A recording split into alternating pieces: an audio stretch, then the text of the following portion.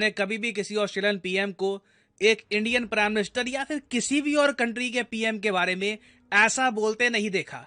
यहाँ पे आप देख पाओगे PM Modi is boss.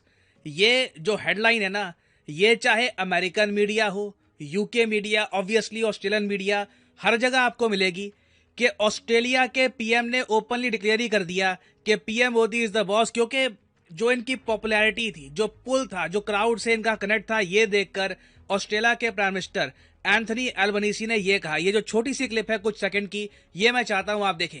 Joy it is to get to welcome Prime Minister Modi here with all of you. I get to speak to some pretty big crowds as Prime Minister, but I have to say that the warmth and the energy here tonight is absolutely second to none.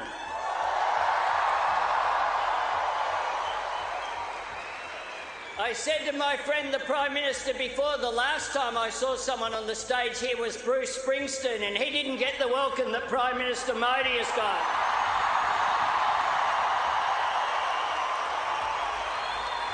Prime Minister Modi is the boss.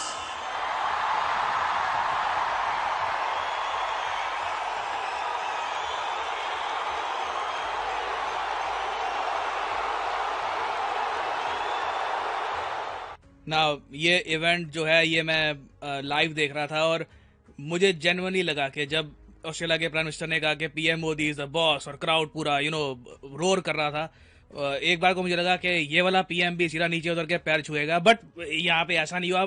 However मैं यहाँ पर ये कहूँगा, India Australia के relations के लिए PM Modi की ये विजिट बहुत ही ज्यादा इंपॉर्टेंट थी। क्योंकि जैसे मैंने आपको बताया, जो रिसेंट 3 कंट्री का टूर हुआ है ना पीएम मोदी का, इसकी जियोपॉलिटिकल सिग्निफिकेंस के बारे में जितना हम बात करें उतना कम है। जापान में G7 समिट हुआ, उसके बाद जैसे मैंने आपको बताया था पपुआ न्यू गिनी, एक बहुत ही इंपॉर्टेंट कंट्री जिसके पीएम और आसपास के बाकी कई कंट्रीज के प्राइम मिनिस्टर ओपनली कह चुके हैं कि हम लोग मानते हैं कि इंडिया है लीडर ग्लोबल साउथ का। इस टॉपिक पर मैं एक अलग वीडियो बना चुका हूं। हालांकि इस विजिट में ना, पपुआ न्यू गिनी की विजिट में पीएम मोदी के साथ जो बाइडेन को भी आना था, मगर जो बाइडेन ने लास्ट मोमेंट पर अपनी विजिट कैंसिल कर दी। बट पीएम मोदी की विजिट इतनी इंपैक्टफुल थी कि जो बाइडेन की प्रेजेंस किसी को मिस नहीं हुई। किसी को लगा नहीं कि यूएस प्रेसिडेंट भी होते तो शायद ये विजिट एक्स्ट्रा स्पेशल होती। This was the impact of the Indian prime minister. और फिर फाइनली जो ऑस्ट्रेलिया में इनकी विजिट हुई, अगेन आपको यहां पे समझना होगा, पीएम मोदी को काफी हद तक रिपेयर वर्क करना पड़ा क्योंकि सिडनी में ना क्वाड का समिट होना था। बट अगेन बाइडेन ने पुल आउट कर लिया, क्वाड का समिट नहीं हो पाया। जापान ने भी कहा कि बाइडेन नहीं है, हम क्या करें वगैरह। बट पीएम मोदी फिर भी ऑस्ट्रेलिया गए और एक मैं कहूंगा बहुत ज्यादा स्ट्रॉन्ग इमेज प्रेजेंट करी इंडिया ऑस्ट्रेलिया रिलेशंस की। और अगर आप सोच रहे हैं कि इंडिया ऑस्ट्रेलिया के रिलेशंस प्राइमरली क्वाड पर बेस्ड होंगे, सिक्योरिटी का एस्पेक्ट होगा, चाइना का इशू होगा, नहीं नहीं, देखिए सबसे इंपॉर्टेंट पिलर आज के समय इंडिया ऑस्ट्रेलिया के रिलेशंस का है ट्रेड। इंडिया और ऑस्ट्रेलिया बहुत ही जल्द अगर एक बहुत ही क्रिटिकल ट्रेड एग्रीमेंट दोनों कंट्रीज साइन कर ले तो दोनों कंट्रीज का ट्रेड इवेंचुअली आने वाले कुछ सालों में $100 बिलियन जा सकता है। That is quite enormous. Possibility है कि आने वाले समय में इंडिया ऑस्ट्रेलिया दोनों एक दूसरे के टॉप 5 ट्रेडिंग पार्टनर्स में आएंगे। अब यहां पे आप कहोगे वेट, अभी मोदी जी ऑस्ट्रेलिया गए, ठीक है, उसके बाद ना बहुत सारे आर्टिकल्स यहाँ पे पब्लिश हो रहे थे कि India Australia free trade pacts की बातचीत होगी जून जुलाई में और उम्मीद है कि दिसंबर तक ये जो ट्रेड पैक्ट है साइन हो जाएगा। मगर हम दोनों ने एक फ्री ट्रेड एग्रीमेंट साइन कर तो लिया, तो वो क्या था? वेल, यहाँ पे मैं आपको समझाता हूँ। हमने अप्रैल 2, 2022 में साइन किया था ऑस्ट्रेलिया के साथ ECTA। ECTA है economic cooperation and trade agreement, जिसके अंडर दोनों कंट्रीज ने बहुत सी आइटम्स के ट्रेड पर अपना जो टैरिफ की ड्यूटी है ये काफी हद तक कम कर दी थी। बाय द वे, वैसे मैं आपको बता दूं, ऑस्ट्रेलियन डॉलर्स के हिसाब से इंडिया ऑस्ट्रेलिया का जो ट्रेड है ये ऑलरेडी $46 बिलियन के आसपास का आपको मिलेगा। और ECTA साइन करने के बाद इसमें ऑलरेडी हम देख रहे हैं कि एक बड़ा जंप आ चुका है। नाउ इसके आगे ना एक और बड़ा फ्री ट्रेड एग्रीमेंट दोनों कंट्रीज साइन करने की कोशिश कर रहे हैं।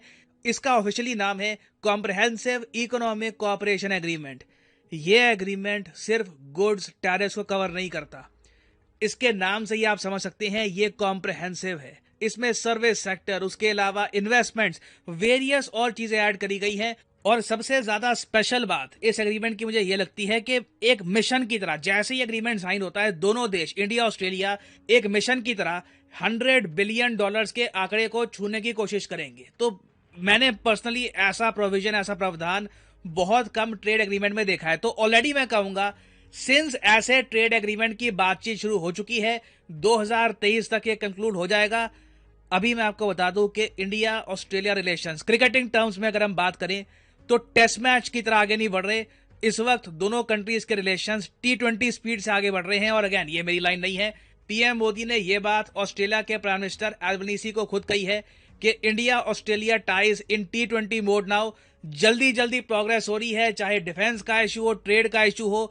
मतलब आप खुद देख लो, यूके के साथ ना अभी एक भी ट्रेड डील हम साइन नहीं कर पाए प्रॉपरली, जबकि ऑस्ट्रेलिया के साथ कितना आगे हम निकल चुके हैं। और मेरे हिसाब से यूके की जो ट्रेड डील है ये पॉसिबली थोड़ी पीछे रह जाएगी। ऑस्ट्रेलिया की ट्रेड डील जल्दी हम साइन कर लेंगे। और उसके अलावा अगेन देखो, इंडिया ऑस्ट्रेलिया की बात हो और क्रिकेट का मेंशन ना हो ही नहीं सकता। आपको पता होगा, अगला जो ओडीआई वर्ल्ड कप है ये इंडिया होस्ट करने वाला है। तो पीएम मोदी ने एक इनवाइट एक्सटेंड किया है ऑस्ट्रेलिया के पीएम को कि ओडीआई वर्ल्ड कप है, आप जरूर आइएगा, इंडिया में मैच देखिए।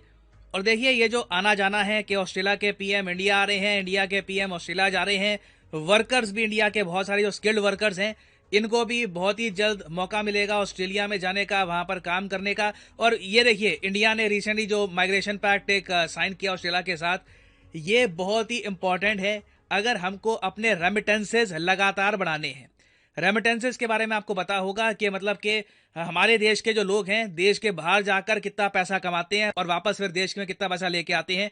उस केस में आप देखो ना, तो ऑस्ट्रेलिया बहुत ज़्यादा पीछे है। सबसे ज़्यादा रेमिटेंस आज के समय टोटल परसेंटेज के हिसाब से अगर हम देखें तो आता है इंडिया में अमेरिका से, ठीक है। यूएसए में बहुत सारे इंडियंस जाते हैं, काम करते हैं, बिलियंस और डॉलर्स कमाकर इंडियन इकोनॉमी में वापस लेके आते हैं। फिर नीचे ऑफ कोर्स यूएई आपको मिलेगा, फिर यूके है। ऑस्ट्रेलिया आप देखो हांगकांग से भी नीचे है। मेरा मानना यह है कि अभी जो हम एग्रीमेंट साइन कर रहे हैं ऑस्ट्रेलिया से, इतने सारे Indian skilled workers in the future Australia में जाएंगे कि ऑस्ट्रेलिया से भी ना जो टोटल शेयर है इंडियन रेमिटेंस का, ये अभी 0.7% है, ये आराम से इंक्रीज होकर 3 to 4% के आसपास जा सकता है। It can very much happen. और उस सब के अलावा देखो, इंडिया और ऑस्ट्रेलिया एक हाइड्रोजन टास्क फोर्स भी सेटअप करेंगे। ये बहुत ही इंपॉर्टेंट है। हाइड्रोजन देखिए इन द फ्यूचर माना जा रहा है एक बहुत ही इंपॉर्टेंट सोर्स हो सकता है पावर का, एनर्जी का। हाइड्रोजन फ्यूल सेल वाली कार के बारे में आपने सुना होगा, चाहे इलॉन मस्क उसको कह दे कि स्टूपिड है, बेकार है। बहुत से देश हैं वो हाइड्रोजन पर बिलीव रखते हैं, वो मानते हैं कि इन द फ्यूचर बहुत सी चीजें कर सकते हैं वो हाइड्रोजन से। ऑस्ट्रेलिया ने रिसेंटली दुनिया को शॉक कर दिया था, पहला dual fuel hydrogen power plant बनाकर लिटरली इन्होंने एक बड़े एरिया की इलेक्ट्रिसिटी एक hybrid hydrogen turbine electricity grid से प्रोवाइड करवाई। तो ऑस्ट्रेलिया इस मामले में बहुत आगे निकल चुका है। इंडिया ऑब्वियसली काफी कुछ सीख सकता है ऑस्ट्रेलिया से, और ये जो हाइड्रोजन टास्क फोर्स है ये इंडिया की हेल्प करेगी।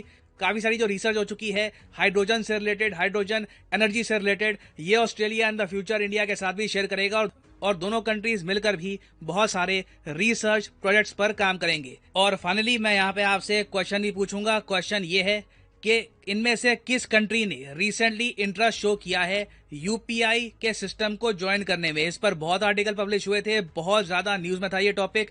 ये है यहाँ पे आपकी option, north Korea, USA, China या फिर जापान। हिंट दे रहा हूं कि जिस कंट्री ने इंटरेस्ट दिखाया है, पीएम मोदी ने रिसेंटली उस कंट्री को विजिट भी किया है, तो आप आराम से क्वेश्चन का आंसर कर पाएंगे। कमेंट सेक्शन में करिए क्वेश्चन का आंसर। जो लोग क्वेश्चन का आंसर सही करेंगे उनकी कमेंट को मैं हार्ट देने की कोशिश करूंगा, ताकि बाकी लोग समझ पाए कि सही आंसर किया है। और फाइनली यहाँ पर मैं ये भी ऐड कर दूं कि अनअकैडमी की एक मैसिव सेल स्टार्ट हो चुकी है। यूजुअली अनअकैडमी पे डिस्काउंट आपको मिलता है 10% का, मगर अब ये डिस्काउंट बढ़ाकर 20% कर दिया गया है कुछ दिनों के लिए। तो मान लीजिए आप किसी भी एग्जाम की तैयारी कर रहे हैं, एसएससी बैंक, आप एसएससी बैंक दोनों की तैयारी कर रहे हैं, यूपीएससी एग्जाम की तैयारी कर रहे हैं,